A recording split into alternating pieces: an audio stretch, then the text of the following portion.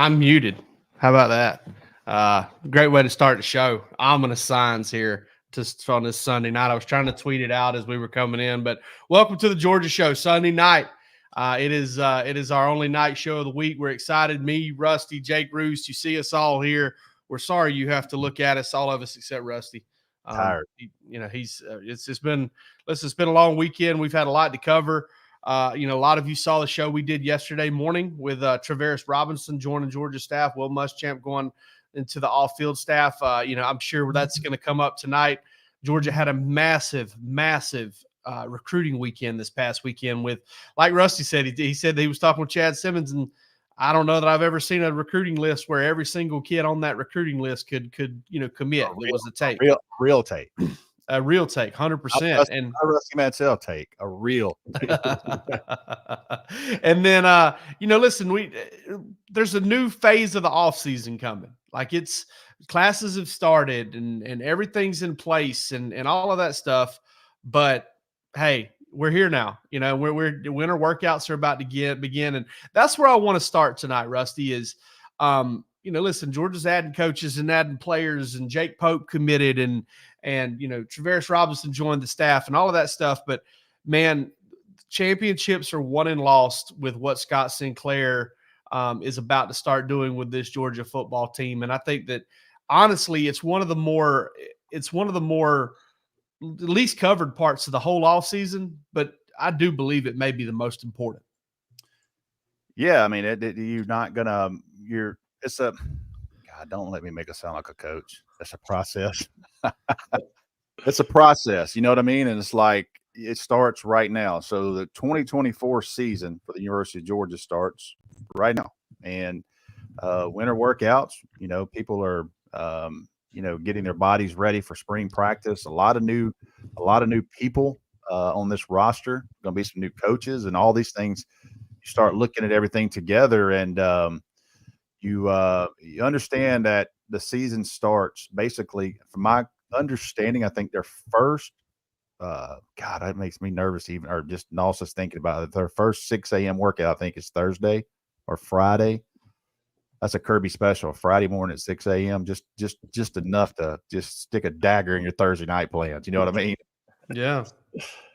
Kirby's not dumb. He's a former player. He knows Thursday nights are nights that probably the best decisions aren't made. So we're going to get you in bed early and have you running bleachers and stuff in Sanford Stadium bright and early on Friday mornings. But you're right, Ro, there. You're right that those winter workouts are where a lot of things are built.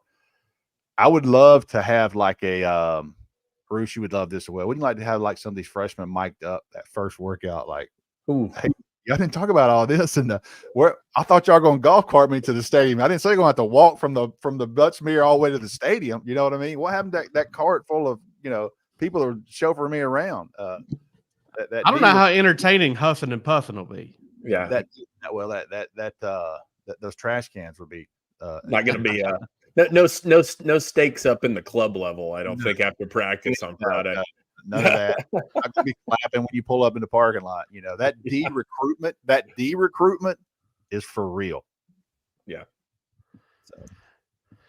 Yeah, and then when you look at that, kind of that winter workout phase and the next phase of off season, what comes with it is, from the team perspective, things get quiet. From the recruiting perspective, things really, really pick up. And what we saw this past weekend, I mean, Chad Simmons, just one of the best to ever do it.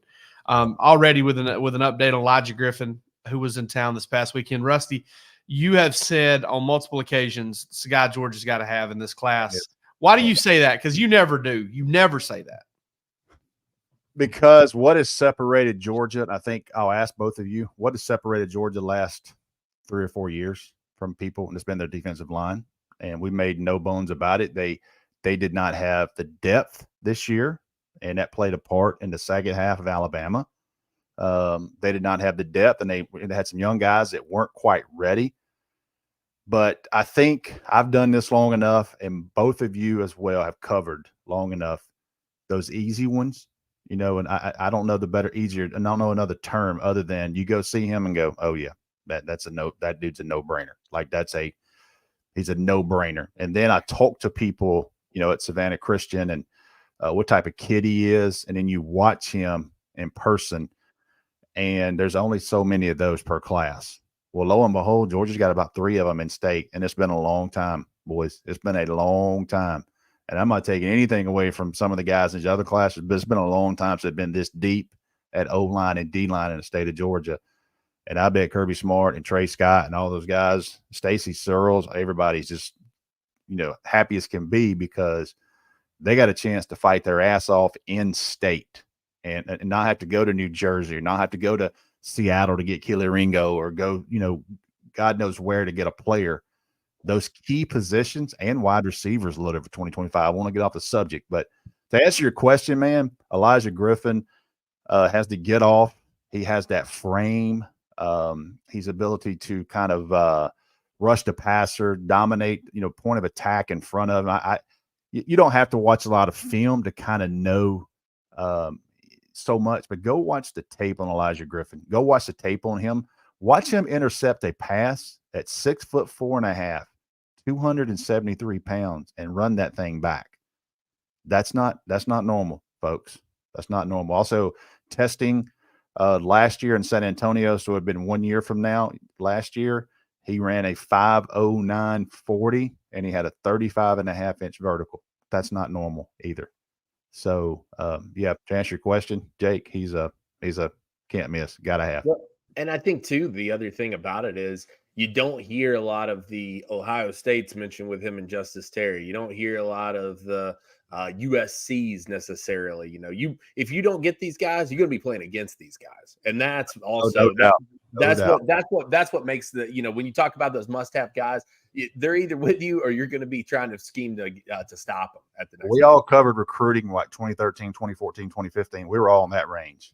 How many times do we see Robert Kimdichie, Montravius Adams, all of these guys come through this state, and you go see them and go, oh, God, those are different dudes. And Derek Brown, and Georgia didn't get any of those guys. You know what I mean? They didn't get Trent Thompson in that time frame. That's the one guy they got, and as luck would have it, his body got just completely ravaged by injuries. But that was, you're right, 100%. And that's where Georgia has to have, they hit the Nolan Smiths, they hit the Trayvon Walker, they hit the Devontae White, they hit all those guys, but they also went and got a Jalen Carter and elite players out of state. But you got to start inside the state. And I think what did they do? First day out hashtag the other day, they did first day out. You saw them in all these schools. And by the way, they got 3 weeks to hit these schools. So it wasn't just a 1 day. But you look at what the kind of the process of in-state first. And I know Georgia recruits nationally, but I have a feeling, man, that this NIL and some of the stuff that goes on behind the scenes, this class of 2025 is going to be is very important to the University of Georgia, because they can sign a lot of kids from in-state, man. And it means, I don't care what you say, end of the day, it means a little more, I think, to an in-state player that I'm not going to leave. I grew up watching this team. I grew up cheering for Georgia. I'm going to give it another year. Not saying anything against anybody outside, because Georgia's had some great freaking players and key players. But I'm saying, end of the day, you want a kid to stay between year 2 and year 3, maybe that in-state kid stays year 3. And it's a rarity too to be this loaded in the trenches in state on both sides of the ball. That's what gets me about it, man. And we've had instances, yeah, absolutely. We've had instances over the last couple of years, in the last 10 years when I've been involved with this, where you've had strong D-line classes, or you've had some really good in-state guys on the offensive side of the ball. It's very rare that we've seen the confluence of both, and that can really shape that. I mean, everybody knows, I think, by this point, and I bring it up all the time, Kirby Smart mentioned it in the very first press conference he had when he was hired at the University of Georgia, that we had to change the trenches at the University of Georgia. That's what he said.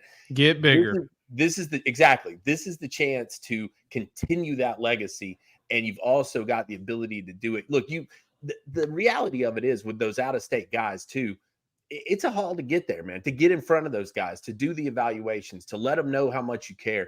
They have the ability. Look, Savannah, they can get there like that, get back for supper. All right. So it's not the problem to get in front of these guys as much as you can. And that's another key piece to this. I think that really matters. I think that they're going to take full advantage of that, certainly.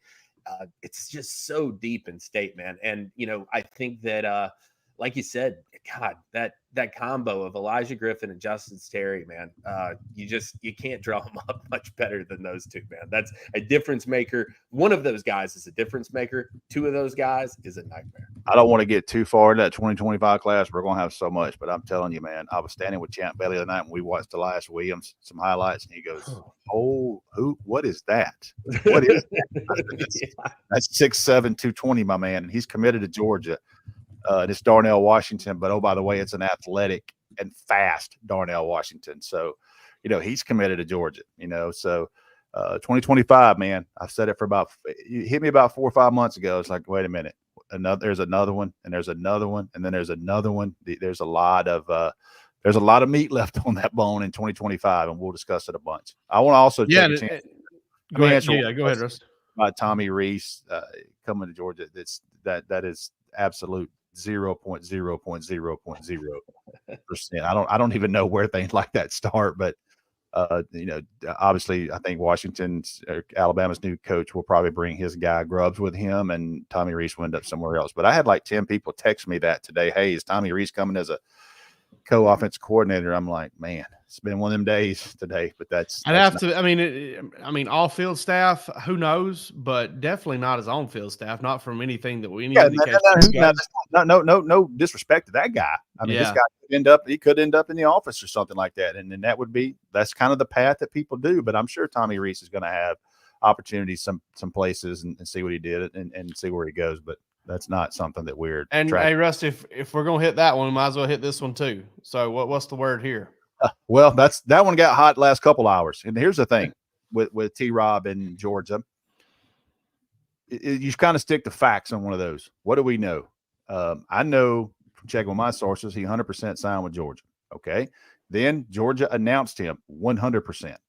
He changed all his social media stuff to Georgia. He's a coach at University of Georgia.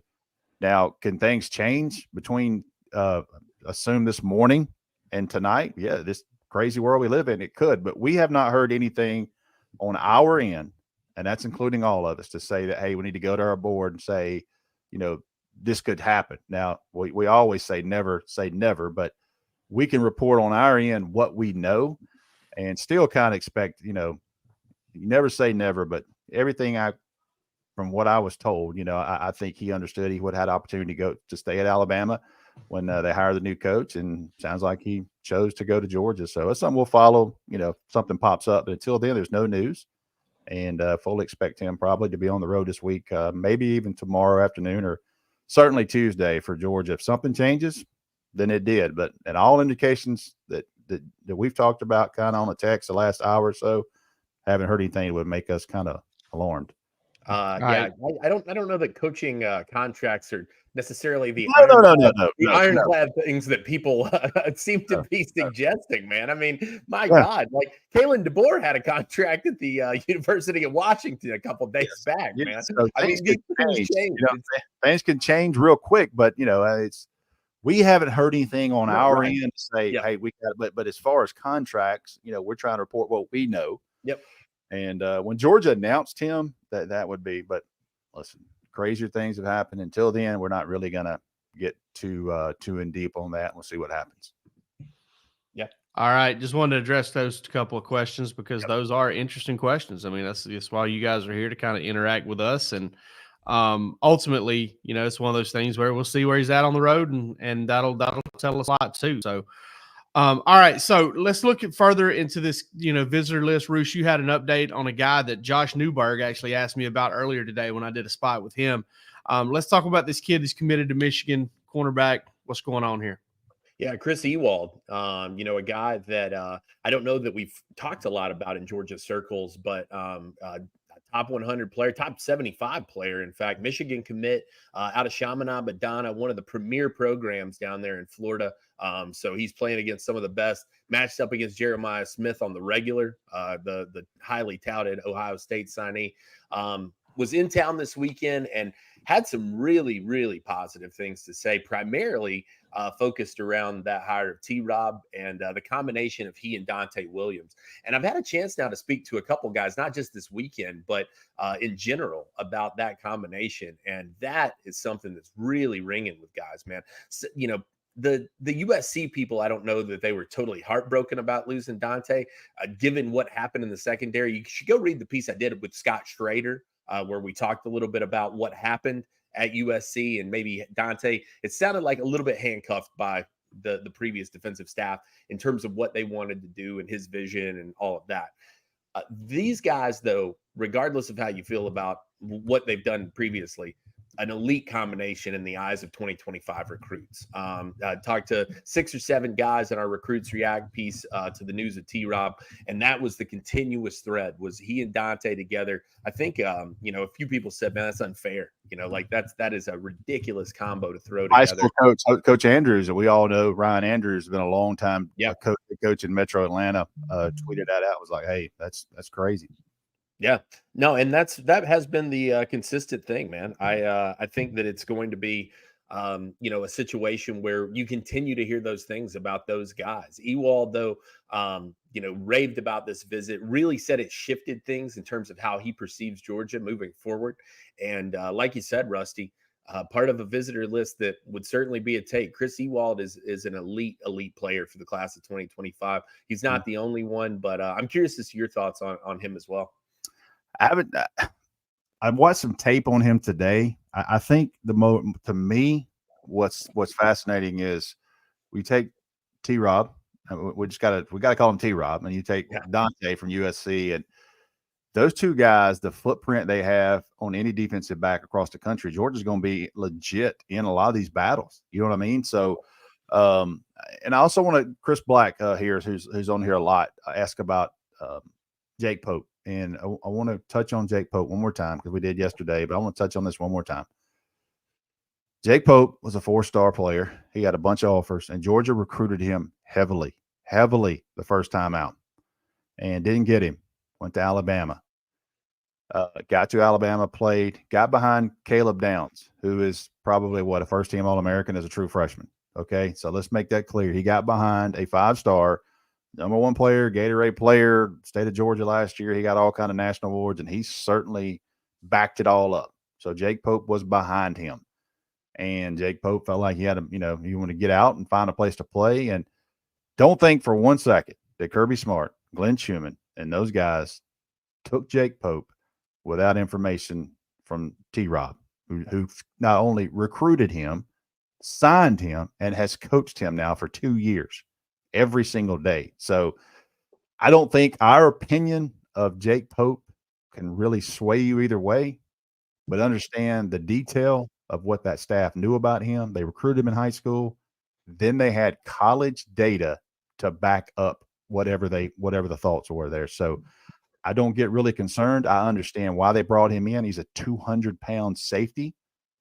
He's a kid that's played in a high-profile program at Buford, played in some massive games. I'll never forget as a junior in the state championship game, he laid the wood on a kid from Lee County, and he caught the ball up, and Buford won the state championship on that play alone, on that fumble. And I saw him make some massive plays as a senior. So, our opinion of Jake Pope, we saw him in high school, certainly worthy of all the offers, but I know that Georgia for 100% was able to get all the information they wanted to get on Jake Pope. And they took him, and I think North Carolina, Auburn, some other schools were in the mix, but Georgia needed another safety, and Jake Pope was there, and he fit the mold at the time, and they took him. Yeah, I mean, he's a guy who's going to be able to function so well within their system. And, I made the joke on the board. Can you really trust the opinion of the guy who recruited him heavily and coached him every single day for 2 years? I mean, yeah. I think is there a better sign off that you could get on the kid than that? And if you want to endear yourself to Georgia fans even further, there's a great clip of him rattling the chiclets of Jermaine Burton on the sideline too. But think about that, Roos, like what you're talking about. You're going to a new place. T-Rob's going to walk in that building, and they're going to say, hey, I'm bringing Jake Pope with me. You're signing off. You're co-signing like this is a made man kind of. You know what I mean? Like, I'm good. Let's do it, and we can bring him. So, that I think the concerns there really, shouldn't be. this staff, man, has earned the right to. We don't even argue anymore. Like when they offer a 3-star, we're like, okay, there you go. Yeah. You know, that they're not going to take anybody at the University of Georgia. Kirby Smart will not take anyone without some data to back it up. I mean, you're either going to work out for him and that staff, and they're going to see you in person twice, and then they're going to watch you play basketball, Lad McConkey, in January, and they'll check every box they can check until they get an eval. Are they perfect? They're not perfect, but I'll be damned if you're not going to hide anything in front of them. They're going to know everything as much as they can about you before they sign you. All right, I see the caption right there. Ryan Puglisi is cold, according to a couple of Georgia players. This kind of came out today. A little TikTok thing there with Aaron Murray, Warren Brinson. I'm not sure who the other player was. I didn't recognize him. I didn't either right off the rip. Yeah, I'm not 100% sure who it was. But suffice it to say that cold, different cold than I was this morning whenever I took the trash out early this morning. I know that. Ryan Puglisi apparently has impressed some folks at practice at Georgia. In the video that you can see, I can't pull it up because I'm not as good as Palmer at all this. But I will say in that video, they talk about how 7-on-7 guys were forgetting to go in when they were supposed to go in and rotate in because they just kind of got caught watching Ryan Puglisi throw the football. They only had 2 practices. So just think about that. Think about the kind of the impact that he was able to have. He only had 2 practices, and he don't know one damn play. Probably know what it is. Working off the card. Just working off the card. Just looking at that. I remember it, dude, holding that card up. All right, y'all got it? You got it? All right. You're running that route, and look. Yeah. Here, go right here. And shut up. 100%. We're going on 2. Shut up. Going 2. Yeah. 100%. And mind you, I think people forget this sometimes about Ryan Puglisi. This kid was playing 8 games in his season in high school, playing in the boarding school leagues in Connecticut. Now, I'm not saying the football is bad. I'm saying you don't see a lot of the guys from the boarding school league on SEC rosters. Okay. I mean, it's just not something that we're used to seeing. So he comes in, to hear him come in and make those guys kind of aware off the rip is pretty impressive, I think, given the background. And, he's been an exceptional talent and he's been under some great coaching. There's no question about that. But to acclimate and to catch the eye of some of these guys who've been around Carson Beck, who've been around Stetson Bennett, have seen this done at a high level, and for them to offer up those comments, I thought that was pretty telling, man. Upperclassmen don't hand out. They don't hand out. No, that's the last thing they want to be doing is talking about a damn freshman that just had 2 practices. But to say that, you know what I mean, to talk about that tells you a lot, because you know how it is when you're an upperclassman and some little young punk comes in here. The last damn thing you want to do is talk about him on your podcast. But I've told you all along. I've told every one of you. I've told this podcast. I had spent 3 days with him in Nashville, the NIL Elite Series. I've been around him a little bit. Did a radio interview with him on the SEC Championship. This kid's wired. Now, I don't know what's going to happen when everything's live in SEC football, but I've been around long enough to know that how you're wired going into college has a lot of determination on you. And this kid checks them. I'm telling you, he checks the boxes. He's athletic. He's big. He's confident in himself. He's not cocky. He could care less about the recruiting process. He picked Georgia, and he wanted to go to Georgia, and he wanted to play here. And he wants this job, and he wanted a job when nobody was committed but him, and Dylan Raiola committed. He didn't care, never flinched. And did spend some time with him last May and his family in Nashville. And one night we were just sitting there talking, and I said, "Who's on you the hardest?" And he said, "Ohio State." I said, "Well, what are you telling me?" So I finally had to tell him to quit calling. I said, "Look, out of respect," I said, "Look, guys, I'm going to Georgia. I don't care who they have and who's committed. I'm going to Georgia. And I'm gonna take a shot at that job." And I knew right then, I said, this dude's wired different now. Yeah. And listen, you talk about that being wired different, right? Years ago, I'll never forget it. I talked to one of my most trusted folks, the sources, and I said, "Hey, who's impressing so far?" He's like, "Well, we hadn't done anything but winter workouts thus far, but I tell you what, there's something about Andrew Thomas. Like there's a seriousness, there's a there's a maturity there that you don't find." So bam, there's Andrew Thomas, right? Enough said. Andrew Thomas got enough money to start a bank, basically. All right. So because he's that good. Well, then you fast forward a couple years, heard the same thing about Nakobe Dean, Buckus Award winner. Heard the exact same thing about Nolan Smith, first round pick. Trayvon. Yeah. I mean, I never heard it about Trayvon, but wouldn't surprise me. I mean, Roos and I talk about Trayvon's dad sometimes. We just talk about how we're glad we never have to fight that man. But Trayvon is a stud too in a lot of different ways. He's, great kid, great person, great football player, high effort, everything. But you're right. I mean, that whole, like, you come in with the right mindset, with the right attitude, and everybody's got gifts, man. Everybody's everybody's athletic, everybody's long and strong and fast. Everybody's really good.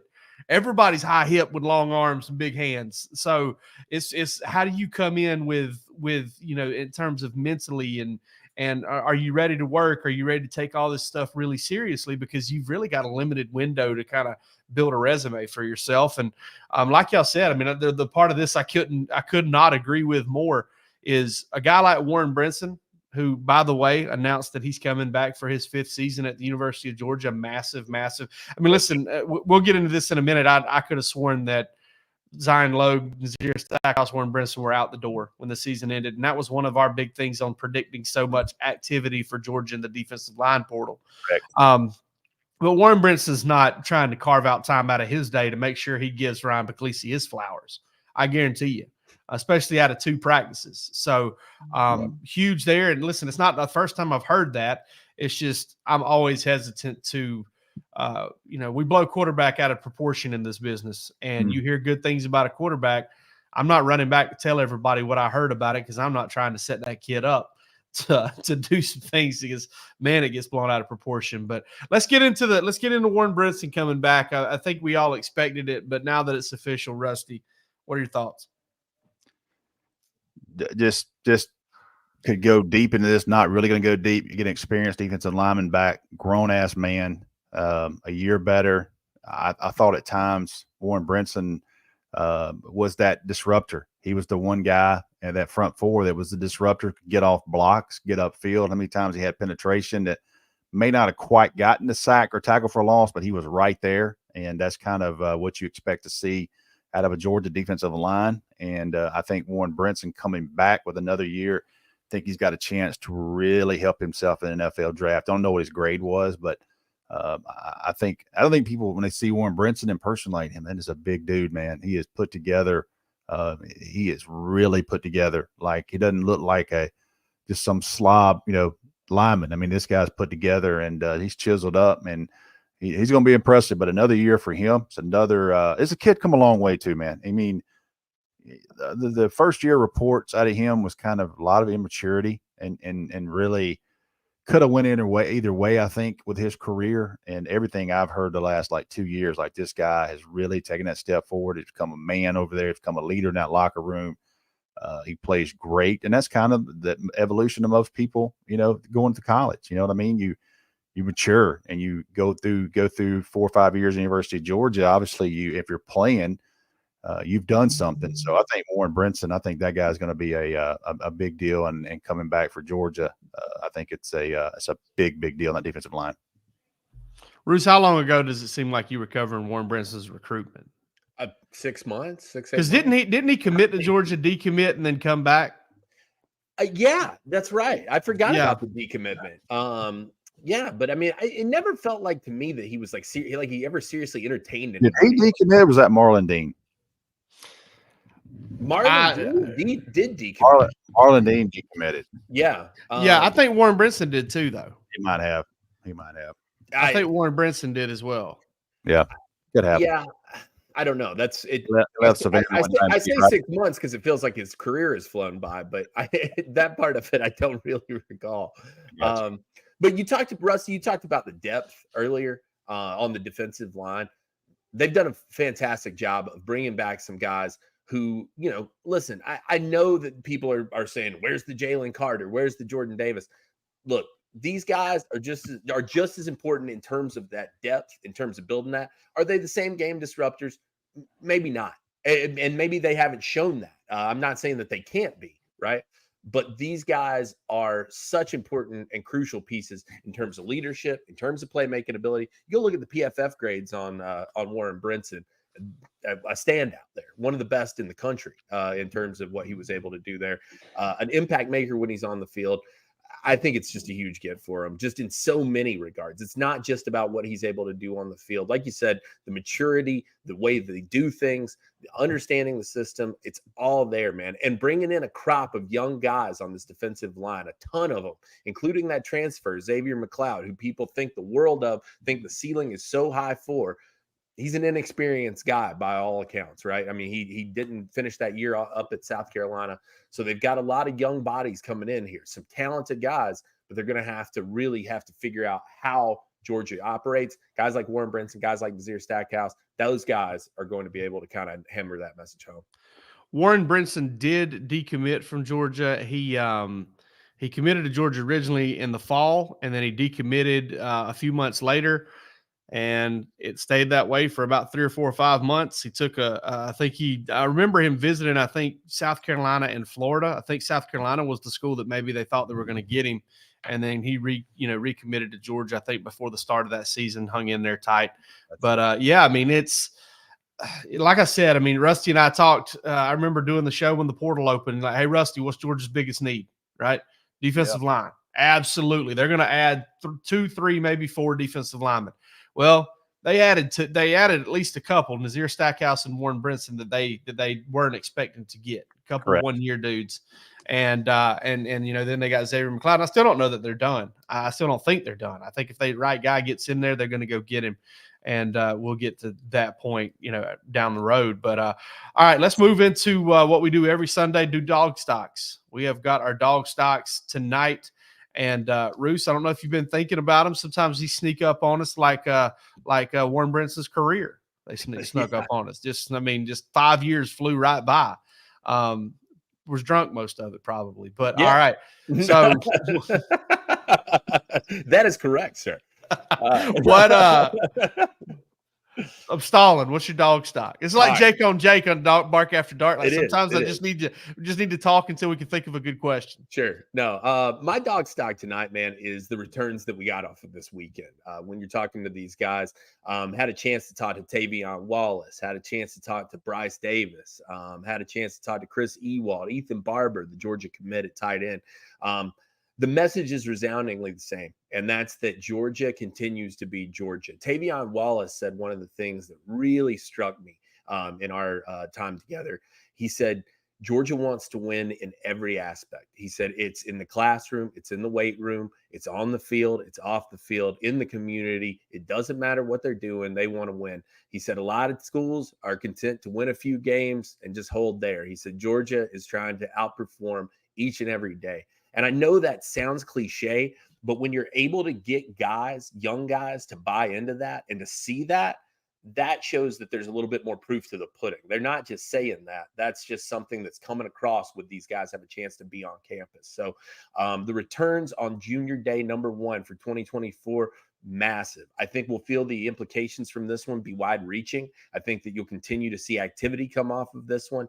I know that we've got some updates coming from Jeremy Johnston. I've got some stuff coming as well here in the next couple of days with some of these guys as well. But the message is huge. And I think too, when you're talking about the way that Georgia has been able to replace a guy like Fran Brown, just an absolute dynamic recruiter, incredible. You bring in a guy like Dante Williams, so respected as a recruiter, guys rave about him. Then Will Muschamp says, hey, I'm going to move to an off-field role, going to be an analyst. And you bring in T-Rob, a succession plan that you probably couldn't have drawn up any better. I think that those things have really rung with these kids. It's not a situation. I mean, how many, if you guys have seen it out there, correct me. Have you seen anybody who said, oh my God, I can't believe, how will Georgia function now that Will Muschamp is gone? It's been a consistent, what a hire. What a go get T-Rob to fill a spot like that. It's like they didn't miss a beat, man. I think that that's where my stock is this week. The train keeps rolling. Stock is high on Georgia recruiting in the 2025 class. They knocked it out of the park for the first Junior Day. Rusty, what you got? I'll go with Georgia as far as recruiting kind of philosophy and what they did Friday with the tweets. And I thought that was really cool. And that's the first I've seen of that from a school. The first day out, hashtag, taking the pictures of all the schools they were at. How cool was that to see them, more importantly, in state? You know, they were in state and you could see where they were. And, you know, I kind of put a tweet out about Bobo, you know, Thomasville graduate going into Thomas County Central, and some Thomas County Central staff texted me and they were like, we let him in for a minute, but he didn't get to stay too long. You know what I mean? But kind of to see Georgia do that and Kirby Smart get involved with that. And then you see Kirby Smart like Friday night at like 8:00. And it's kind of one of them deals where I don't know if he did it on purpose, but it was dark and it was like 8:00 and he tweets one out from Alpharetta High School, going to watch Ethan Barber play basketball. And it's like Kirby's let everybody know, look, I'm not done, dude. I know y'all probably in the car trying to get back to Athens. I'm still out. You know what I mean? So I thought that was really cool how they did that and how they kind of blanketed the state, and you kind of could see where they went all day, and didn't do any players, didn't do anything illegal. Just let you know that, hey, they were out and they were in state. Really cool to track that and keep up with it. I thought too, Rusty. I meant to say this earlier, but I think that it's one of those things. People, you know, we got a lot of questions. What are they doing at this school? What are they? Mm-hmm. There does not have to be a prospect at that school, right? No, exactly. They are laying the groundwork, man, to stay in touch with these high school coaches. Yep. Those guys move around a lot, but they also want them to let them know that they support their programs, that they're behind them, man. And I think that rings true with those staffs as much as it does these kids, man. First day out. That was the first day they could be on the road. And where was the entire staff? In Georgia. Yeah. In Georgia. So kind of resonates. You know what I mean? Like, we're going to start here. This is our state. They got 3 weeks. So they'll have tomorrow, a few schools they'll be able to hit tomorrow, but most schools can't. So they'll have 19 more days they can be on the road. And that's it. 19 more days until May. So and Kirby Smart can't be back on the road until after September next. So he's got 19 days. He can see as many kids he can see. So I'm sure he will be a busy dude. Yeah, no doubt. I'm going to go stock up on dogs in the NFL. Obviously, the Packers won earlier today. A handful of Bulldogs there: Devontae White, Quay Walker, Eric Stokes. And I don't think I'm missing anybody there, but I could be. A couple of guys with the Chiefs last night: Malik Harry, Mecole Hardman. Saw Mecole getting hot last night after getting interfered with on a pass where I think he should have scored a touchdown. So that's there. Listen, Georgia's got, I don't know what the streak is right now, but they got the longest active streak of a player in the Super Bowl. And I'm telling you, with the Eagles still in this thing, with the 49ers still in this thing, Ravens, you look at the 2 top seeds, both of them have Bulldogs. So a lot going on here in the NFL playoffs. And it's something that, there's a few things I enjoy as much as I enjoy the NFL playoffs. One of them is Major League Baseball playoffs, especially when the Braves are in it. But I can do NFL playoffs without a dog in the fight because there's a lot of Bulldogs in there, and I want to see if that streak's going to be kept alive. And it's in good shape right now. It's in really good shape, and big win for the Packers today to beat the Cowboys. I can't say that. I'm sorry for all you Cowboy fans out there. That makes me kind of happy. I got a question for you, Jake Rowe, right now. Yeah. Okay. All right. I need a yes or no for 50-yard line. 4 50-yard line Super Bowl tickets in the bleachers. 4. Would you have watched the second half last night in Kansas City with your shirt off? Yeah. Yeah. Yeah. I'm saying, he's already rubbing. Like, yeah. I'm just thinking about. I'm trying to think of what kind of materials I could have cut. Like what kind of titanium. That is for sure. Once you didn't die, it would be the greatest trip of your life. 4 Super Bowl tickets, but man, that second half last night, those boys look. Have you ever seen? Let me ask both of you this: Have you ever seen a helmet crack like Mahomes has done? No, I've never seen that. I also I don't know if y'all noticed this or not. They did those post game interviews. The stadium was empty. Yeah, they did that post game interview like 15 minutes after the game. That place was empty.